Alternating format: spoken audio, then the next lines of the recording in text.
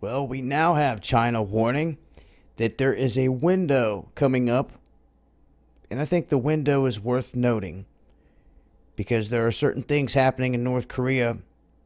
And if you look at North Korea's history, what they've done in response to elections, they go down in South Korea and then hold tests, whether nuclear test or missile test.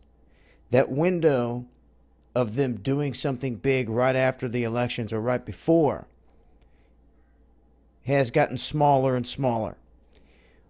Well, we have another big event coming up. We were just talking about April 15th being Kim Il-sung's birthday and a big day for that country, the Day of the Sun. Well, coming up on April 25th, there is the 85th anniversary of North Korea's army. So North Korean People's Army are going to celebrate on this day, and then all the way up to that South Korean presidential election on May 9th, they're warning this is a window in which they believe they're going to pull something off. An act of defiance. It may just be another missile test. It may not be the nuclear test.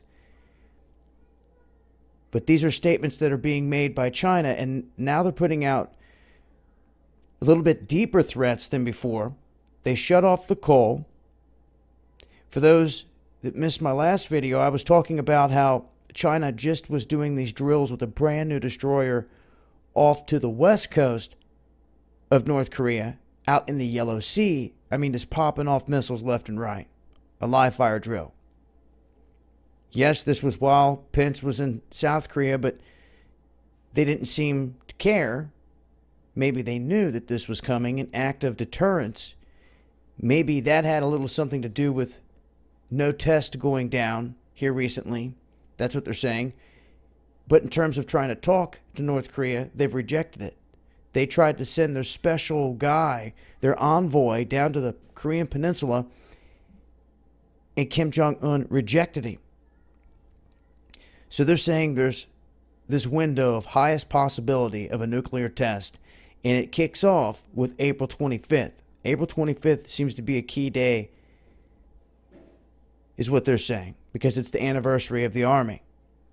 And we're just going to have to wait and see. And it's interesting because the timing, the 25th, this is also now the time that this armada should be approaching the Korean Peninsula, since they threw a head fake out there to begin with.